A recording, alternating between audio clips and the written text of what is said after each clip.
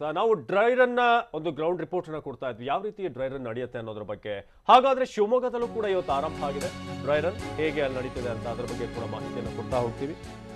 ರಾಜ್ಯದ ಯಾವ್ಯಾವ ಜಿಲ್ಲೆಗಳಲ್ಲಿ ನಡೆಯುತ್ತೆ ಡ್ರೈ ರನ್. ಬೆಂಗಳೂರಿನಲ್ಲಿ ವಿತ್ ರಿಯಾಲಿಟಿ ಅಂದ್ರೆ ಏನೇನು ನಡೀತಿದೆ ಅದ್ರ ಬಗ್ಗೆ ಹೇಳ್ತಾ ಇರ್ತೀವಿ.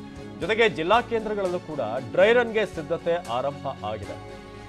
ಒಂದೊಂದು ಜಿಲ್ಲೆಯಲ್ಲಿ ಎಷ್ಟು ಡ್ರೈ ರನ್ ಕೇಂದ್ರಗಳಿದೆ, ಎಲ್ಲಿ ಹೇಗೆ ವ್ಯವಸ್ಥೆಗಳನ್ನ ಮಾಡ್ಕೊಂಡಿದ್ದಾರೆ, ರಾಜ್ಯದ ಯಾವ್ಯಾವ ಜಿಲ್ಲೆಗಳಲ್ಲಿ ನಡೆಯುತ್ತೆ ಡ್ರೈ ರನ್, ಇದೆಲ್ಲದರ ಬಗ್ಗೆ ಕೂಡ ನಾವು ಮಾಹಿತಿಯನ್ನು ಕೊಡ್ತಾ ಹೋಗ್ತೀವಿ. ಈಗಾಗಲೇ ಬೆಂಗಳೂರಿನಲ್ಲಿ ಕಾಮಾಕ್ಷಿ ಪಾಳ್ಯದಲ್ಲಿ ಲೈವ್ ಆಗಿ ನಿಮಗೆ ತೋರಿಸಿದ್ವಿ ಹೇಗೆ ಒಂದು ಡ್ರೈ ರನ್ ನಡೆಯುತ್ತೆ ಅಂತ. ಹಾಗಾದ್ರೆ ಜಿಲ್ಲಾ ಕೇಂದ್ರಗಳಲ್ಲಿ ಹೇಗೆ ನಡೀತಿದೆ ಪ್ರಿಪರೇಷನ್.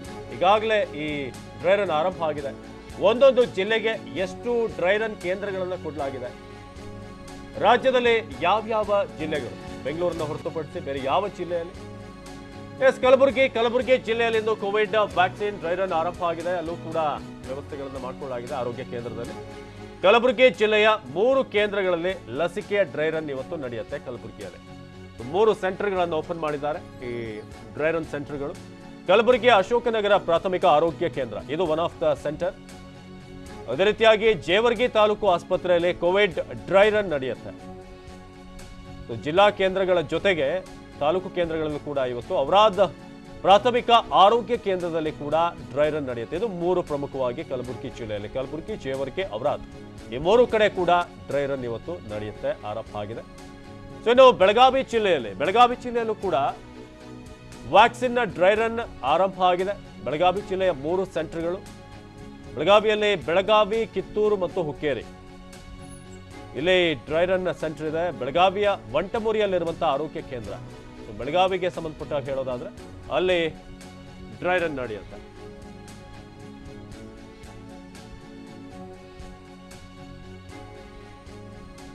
ಈಗ ಶಿವಮೊಗ್ಗದಿಂದ ಮಾಹಿತಿಯನ್ನು ಪಡೆಯೋಣ. ನಮ್ಮ ಪ್ರತಿನಿಧಿ ಬಸವರಾಜ್ ಈ ಬಗ್ಗೆ ಹೆಚ್ಚಿನ ಮಾಹಿತಿಯನ್ನು ಕೊಡ್ತಾರೆ.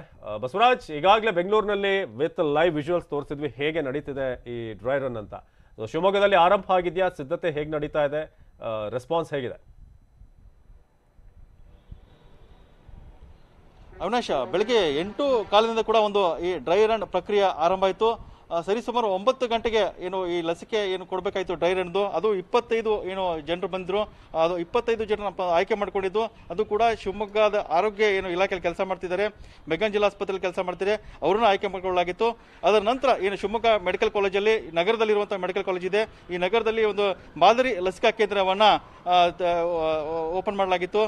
ಓಪನ್ ಮಾಡೋಕ್ಕೆ ನಿನ್ನೆ ರಾತ್ರಿಯಿಂದ ಕೂಡ ಎಲ್ಲ ಸಿದ್ಧತೆ ಮಾಡ್ಕೊಳ್ಳಿತ್ತು. ಬೆಳಗ್ಗೆ 9 ಗಂಟೆಗೆ ಏನು ಆರಂಭ ಆಯಿತು. ಅದಕ್ಕೂ ಮೊದಲು ಕೂಡ ಜಿಲ್ಲಾಧಿಕಾರಿ ಮತ್ತು ಆರೋಗ್ಯ ಕೂಡ ಭೇಟಿ ಕೊಟ್ಟರು, ಪರಿಶೀಲನೆ ಕೂಡ ಮಾಡಿದ್ರು.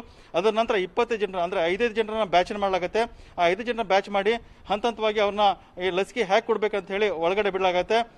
ನಾವು ಆರಂಭದಲ್ಲಿ ಮೊದಲೇ ಕೊಠಡಿಯಲ್ಲಿ ಒಂದು 5 ಜನ ಇರ್ತಾರೆ. ಅದರ ನಂತರ ಏನು ಲಸಿಕೆ ಕೊಡುವಂಥ ಕೊಠಡಿ ಇದೆ, ಅಲ್ಲಿ ಲಸಿಕೆ ಕೊಡುತ್ತೆ. ಅದರ ನಂತರ ಅವ್ರ ಮೊಬೈಲ್ಗೆ ಎಲ್ಲರೂ ಕೂಡ ಮೆಸೇಜ್ ಕೂಡ ಬರುತ್ತೆ. ಈ ಒಂದೆಲ್ಲ ಪ್ರಕ್ರಿಯೆಯಲ್ಲಿ ಭಾಗವಹಿಸುವಂಥ ನಮ್ಮ ಜೊತೆಗೆ ಇಬ್ಬರು ಮೆಗ್ಗಾನ್ ಆಸ್ಪತ್ರೆಯ ಏನು ಸಿಬ್ಬಂದಿಗಳಿದ್ದಾರೆ.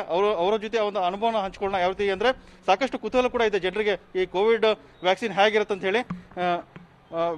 ವಿನುತಾ ಅಂತ ಹೇಳಿ ಇವರು ಶಿವಮೊಗ್ಗ ಮೆಗ್ಗಾನ್ ಆಸ್ಪತ್ರೆಯಲ್ಲಿ ನರ್ಸಾಗಿ ಕೆಲಸ ಮಾಡ್ತಿದ್ದಾರೆ. ಇವರು ಈಗಾಗಲೇ ಆ ಒಂದು ಪ್ರಕ್ರಿಯೆಯಲ್ಲಿ ಭಾಗವಹಿಸಿದ್ದಾರೆ. ಮೇಡಮ್, ಹೇಗೆಲ್ಲ ಇತ್ತು, ಏನೇನು ನಿಮ್ಗೆ ಮಾಹಿತಿ ಇತ್ತು ಅಂತ? ಸರ್, ನಾವು ಫಸ್ಟ್ ಬಂದವಾಗ ತುಂಬ ಗಾಬರಿ ಅನ್ನಿಸ್ತಾ ಇತ್ತು. ಎಲ್ಲರೂ ಹೇಳ್ತಾ ಇದ್ರಲ್ಲ ವ್ಯಾಕ್ಸಿನ್ ಅಂದರೆ ಹಾಗಾಗತ್ತೆ, ರಿಯಾಕ್ಷನ್ ಆಗುತ್ತೆ ಅಂತೇಳೆಲ್ಲ ಹೇಳ್ತಾ ಇದ್ರು. ಬಟ್ ಆದರೂ ನಮ್ಮಲ್ಲಿ ನಮ್ಮ ಹೈಯರ್ ಅಥಾರಿಟಿ ಮೇಡಮ್ ಎಲ್ಲ ಇದ್ದರು, ಅರೇಂಜ್ ಮಾಡಿದವಾಗ ನಾವಿಲ್ಲಿ ಬಂದಾದವಾಗ ಫಸ್ಟ್ ಒಬ್ಬೊಬ್ಬರಾಗಿ ಹೆಸರು ಕರಿತಾ ಬಂದರು. ಅದರಲ್ಲೂ ಡಿಸ್ಟೆನ್ಸ್ ಮೇಂಟೈನ್ ಮಾಡಿದ್ದಾರೆ. ಫಸ್ಟ್ 5 ಮೆಂಬರ್ಸನ್ನು ಒಂದೊಂದು ಗ್ರೂಪ್ ಮಾಡ್ತಾ ಬಂದರು. ಆ ಗ್ರೂಪ್ ಮಾಡಿದ್ರ ಮೇಲೆ ಅವರು ಸ್ಯಾನಿಟೈಸು ಯೂಸ್ ಮಾಡಿದ್ದಾರೆ, ಮತ್ತು ಎಲ್ಲರೂ ಮಾಸ್ಕ್ N95 ಮಾಸ್ಕನ್ನೇ ಯೂಸ್ ಮಾಡಿದ್ದಾರೆ. ಜೊತೆಗೆ ನಮಗೆ ಆವಾಗ ಇಂಜೆಕ್ಷನ್ ಕೊಟ್ಟವಾಗ ಎಲ್ಲಿ ಏನಾಗುತ್ತೋ ರಿಯಾಕ್ಷನ್ ಆಗುತ್ತೆ ಅಂತ ತುಂಬ ಗಾಬರಿ ಪಟ್ಕೊಂಡಿದ್ವಿ. ಬಟ್ ಇಂಜೆಕ್ಷನ್ ಕೊಟ್ಟವಾಗ ಏನೂ ನಮಗೆ ಸೈಡ್ ಎಫೆಕ್ಟ್ ಆಗಲಿಲ್ಲ. ಜೊತೆಗೆ ಸೈಡ್ ಎಫೆಕ್ಟ್ ಆದರೂ ಅಕಸ್ಮಾತ್ ಏನಾದ್ರು ಇದು ಮಾಡಲಿಕ್ಕೆ ಎಲ್ಲ ಇದು ಎಮರ್ಜೆನ್ಸಿ ಡ್ರಗ್ಸ್ಗಳನ್ನೆಲ್ಲ ರೆಡಿ ಇಟ್ಕೊಂಡಿದ್ದಾರೆ. ಜೊತೆಗೆ ಅದಾದ ತಕ್ಷಣ ಹಾಫ್ ಆನ್ ಅವರು ಮತ್ತು ನಮಗೆ ವೇಟಿಂಗ್ ರೂಮಲ್ಲಿ ಇದು ಅಬ್ಸರ್ವೇಷನಿಗೆ ಅಂತೇಳಿ ಕೂರಿಸಿದ್ರು. ಅಲ್ಲೂ ಎಲ್ಲರೂ ಯಾರಿಗೂ ಏನೂ ತೊಂದರೆ ಆಗಲಿಲ್ಲ. ಹಾಗಾಗಿ ಗಾಬರಿ ಪಟ್ಕೊಳ್ಳೋ ಅವಶ್ಯಕತೆ ಏನಿಲ್ಲ. ವ್ಯಾಕ್ಸಿನೇಷನ್ ತುಂಬ ಒಳ್ಳೆಯದು, ಎಲ್ಲರೂ ತಗೊಂಡ್ರೆ ತುಂಬ ಒಳ್ಳೇದಾಗುತ್ತೆ ಸಮಾಜಕ್ಕೆ. ನೀವು ಬಂದ್ರಿ ಇಲ್ಲಿ ಮಾದರಿ ಏನು ಲಸಿಕಾ ಕೇಂದ್ರಕ್ಕೆ ಬಂದ್ರಿ. ಬಂದ ನಂತರ ಫಸ್ಟ್ ನಿಮ್ಮನ್ನು ಏನು ಮಾಡಿದ್ರು? ಅದರ ನಂತರ ನೀವು ಸರ್ ಫಸ್ಟ್ ಅದೇ ಕೂರಿಸಿದ್ರೆ ಎಲ್ಲರನ್ನು ಲೀಸ್ಟ್ 1 by 1 ಅಂತೇಳಿ ಇದು ಮಾಡಿದ್ರು. 25 ಮೆಂಬರ್ಸ್ ಕರೆಸಿದ್ರಿಂದ ಅದರಲ್ಲಿ 5 ಮೆಂಬರ್ಸಿಗೆ ಒಬ್ಬರನ್ನೇ ಕರೀತಾ ಗ್ರೂಪ್ ಇದು ಮಾಡಿದ್ರು. ಅದರಲ್ಲಿ ಸೋಷಿಯಲ್ ಡಿಸ್ಟೆನ್ಸು ಮೇಂಟೈನ್ ಮಾಡಿದ್ದಾರೆ. ಮಾಡಿಬಿಟ್ಟು ಅಲ್ಲಿ ಒಳಗೆ ಕರೆದ್ರ ಮೇಲೆ ವೇಟಿಂಗ್ ರೂಮ್ ಇತ್ತು ಫಸ್ಟು. ಅದಾದ ನಂತರ ವ್ಯಾಕ್ಸಿನೇಷನ್ ಮಾಡಿದ್ರು. ಜೊತೆಗೆ ನೆಕ್ಸ್ಟು ಫೋನ್ ನಂಬರ್ ಎಲ್ಲ ತೊಗೊಂಡು ಮತ್ತು ನಮ್ಮದು ID ಕಾರ್ಡ್ ಎಲ್ಲ ತೊಗೊಂಡಿದ್ರು. ಪಾನ್ ಕಾರ್ಡ್ ಎಲ್ಲ. ಪಾನ್ ಕಾರ್ಡಲ್ಲಿ ನಂಬರ್ನೆಲ್ಲ ಸಿಸ್ಟಮಲ್ಲಿ ಅಪ್ಡೇಟ್ ಮಾಡಿಬಿಟ್ಟು ನಮಗೆ ಮೆಸೇಜ್ ಬಂತು. ಮೆಸೇಜ್ ನಂತರ ತಕ್ಷಣ ನಮಗೆ ಅಬ್ಸರ್ವೇಷನ್ಗೆ ಹಾಫ್ ಆನ್ ಅವರ್ ಬಿಟ್ಟಿದ್ರು. ಹಾಫ್ ಆನ್ ಅವರು ಅಬ್ಸರ್ವ್ ಮಾಡಿದ್ರು, ಬಟ್ ಯಾರಿಗೂ ಏನೂ ಸೈಡ್ ಎಫೆಕ್ಟ್ ಆಗಲಿಲ್ಲ. ಅದು ತುಂಬಾ ಚೆನ್ನಾಗಿದೆ ವ್ಯಾಕ್ಸಿನೇಷನ್ನು. ಓಕೆ, ಅಂದ್ರೆ ಇವರು ವಿಣಿತವರು ಅಲ್ಲಿ ಹೋದ್ರು, ಏನು ನಮ್ಮ ಶಿವಮೊಗ್ಗದ ಏನು ಇದೆ ಮೆಡಿಕಲ್ ಕಾಲೇಜ್ ಇದೆ, ಆ ಮೆಡಿಕಲ್ ಕಾಲೇಜಲ್ಲಿ ಲಸಿಕಾ ಕೇಂದ್ರಕ್ಕೆ ಹೋದ್ರು. ಲಸಿಕಾ ಕೇಂದ್ರ ತಮ್ಮ ಅನುಭವನ ಹಂಚಿಕೊಂಡ್ರು. ಸಾಕಷ್ಟು ಆರಂಭದಲ್ಲಿ ನನಗೆ ಗಾಬರಿ ಆಗ್ತಾ ಇತ್ತು, ಆದ್ರೆ ಯಾವಾಗ ನನಗೆ ಈ ಲಸಿಕಾ ಕೇಂದ್ರ ಮಾದರಿ ಲಸಿಕಾ ಕೇಂದ್ರಕ್ಕೆ ಹೋದ್ವಿ, ಅಲ್ಲಿ ಹಂತ ಹಂತವಾಗಿ ಹೇಳ್ಕೊಟ್ರು ಹೇಗೆ ಲಸಿಕೆ ಕೊಡ್ಬೇಕು ಏನಂತ ಹೇಳಿ. ಸೊ ಹಾಗಾಗಿ ಈ ವ್ಯಾಕ್ಸಿನ್ ಪಡೆದಂತ ಮತ್ತೊಬ್ಬರು ನಮ್ಮ ಜೊತೆಗಿದ್ದಾರೆ. ಒಂದು ಏನು ಮಾಡೆಲ್ ಇದೆ, ಈ ಮಾಡೆಲ್ ಭಾಗಿಸಿ ಮತ್ತೊಬ್ಬರು ಇದ್ದಾರೆ. ಹೇಗೆಲ್ಲ ಪ್ರಕ್ರಿಯೆ ಆಯಿತು, ನಿಮ್ಗೆ ಹೇಗೆ ಅನುಭವ ಆಯ್ತು ಅಂತ? ಸರ್, ಫಸ್ಟ್ ಮೆಡಿಕಲ್ ಕಾಲೇಜಿಗೆ ಬಂದ್ವಿ. ಅಲ್ಲಿ ಕೂರಿಸಿದ್ರು. ಎಲ್ಲ 25 ಮೆಂಬರ್ಸ್ನೂ ಡಿಸ್ಟೆನ್ಸ್ ಮೇಂಟೈನ್ ಮಾಡಿ ಕೂರಿಸಿದ್ದಾರೆ. ಎಲ್ಲರೂ N95 ಮಾಸ್ಕ್ ಯೂಸ್ ಮಾಡಿದ್ದೀವಿ, ಸ್ಯಾನಿಟೈಸ್ ಯೂಸ್ ಮಾಡಿದ್ದೀವಿ. ಫಸ್ಟ್ ಒಳಗಡೆ ಎಂಟ್ರಿ ಆಗ್ತಾ ನಮಗೆ ರಿಜಿಸ್ಟ್ರೇಷನ್ ಮಾಡ್ಕೊತಾರೆ ಇಲ್ಲಿ. ಅಂದರೆ ಪ್ಯಾನ್ ಕಾರ್ಡ್ ಇಲ್ಲ ಐಡೆಂಟಿಫಿಕೇಷನಿಗೆ ಬೇಕಲ್ವಾ, ಆಧಾರ್ ನಂಬರು ಅದೆಲ್ಲ ಎಂಟ್ರಿ ಮಾಡ್ಕೊಂಡು ಚೆಕ್ ಮಾಡಿ ಒಳಗಡೆ ಬಿಡ್ತಾರೆ. ಒಳಗಡೆ ವೆಯ್ಟಿಂಗ್ ರೂಮಲ್ಲಿ ಅಲ್ಲಿ 5 ಮೆಂಬರ್ಸಿಗೆ ಅಷ್ಟೇ ಆಲೋ ಇರುತ್ತೆ. ಒಂದೊಂದು ಹಂತವಾಗಿ ಹೋಗಬೇಕಂದ್ರೆ 5 ಮೆಂಬರ್ಸ್ ಅಷ್ಟೇ. ಸೊ ಒಳಗಡೆ ವೆಯ್ಟಿಂಗ್ ಮಾಡಿದ್ವಿ ಒಂದು 5-10 ಮಿನಿಟ್ಸ್. ಆದ ನಂತರ ವ್ಯಾಕ್ಸಿನೇಷನ್ ರೂಮಿಗೆ 5 ಮಿನಿಟ್ಸ್ ಅಂದರೆ ಒಬ್ಬೊಬ್ರನ್ನ ಅಷ್ಟೇ ಬಿಡೋಕ್ಕೆ ಆಗೋದಲ್ವಾ, ಗುಂಪಾಗಿ ಹೋಗೋಕ್ಕಾಗಲ್ಲ. ಸೊ ಒಬ್ಬೊಬ್ಬರನ್ನ ಅಟೆಂಡೆನ್ಸ್ ಮೂಲಕ ಆಮೇಲೆ ಪ್ಯಾನ್ ಕಾರ್ಡ್ ತಂದಿದ್ದೀರಿ ಅಂತ ಅಲ್ಲೂ ಚೆಕ್ ಮಾಡಿ. ಅಂದ್ರೆ ಅನುಭವ ಹೇಗಿತ್ತು? ಅನುಭವ ಸರ್, ವ್ಯಾಕ್ಸಿನೇಷನ್ ಕೊಟ್ಟಾಗ ನಮಗೇನು ಅಷ್ಟು ಪೇನ್ಫುಲ್ ಆಗಿರಲಿಲ್ಲ. ವ್ಯಾಕ್ಸಿನೇಷನ್ ಏನು ಸೈಡ್ ಎಫೆಕ್ಟ್ಸ್ ಏನು ಆಗಿಲ್ಲ. ಕೊಟ್ಟಾದ ನಂತರ ನಮಗೆ ಕೊಟ್ಟರು ಅಂತ ಅನಿಸಿನೂ ಇಲ್ಲ. ಅದು ಕೊಟ್ಟಾದ್ಮೇಲೆ ಇದು ಸಿಸ್ಟಮಿಗೆ ಅಪ್ಡೇಟ್ ಮಾಡ್ತಾರೆ, ನಮಗೆ ಮೆಸೇಜ್ ಬರುತ್ತೆ. ಅದಾದ ನಂತರ ವೇಟಿಂಗ್ ರೂಮಿಗೆ ಕಳಿಸ್ತಾರೆ. ಇದು ಇಬ್ಬರು ಏನು ಆರೋಗ್ಯ ಸಿಬ್ಬಂದಿಗಳಿದ್ದಾರೆ, ಆ ಇಬ್ಬರದು ಅನುಭವ ಆಗಿತ್ತು. ಏನು ಈ ಮಾದರಿ ಲಸಿಕಾ ಕೇಂದ್ರ ಬಂದ ನಂತರ ಹಂತ ಹಂತವಾಗಿ ನಮಗೆ ಯಾವ ರೀತಿ ಲಸಿಕೆ ಕೊಡಬೇಕು ಎಲ್ಲ ಒಂದು ಸಮಗ್ರ ಒಂದು ಮಾಹಿತಿಯನ್ನು ಕೂಡ ನಮ್ಮ ಜೊತೆ ಹಂಚಿಕೊಂಡಿದ್ದಾರೆ.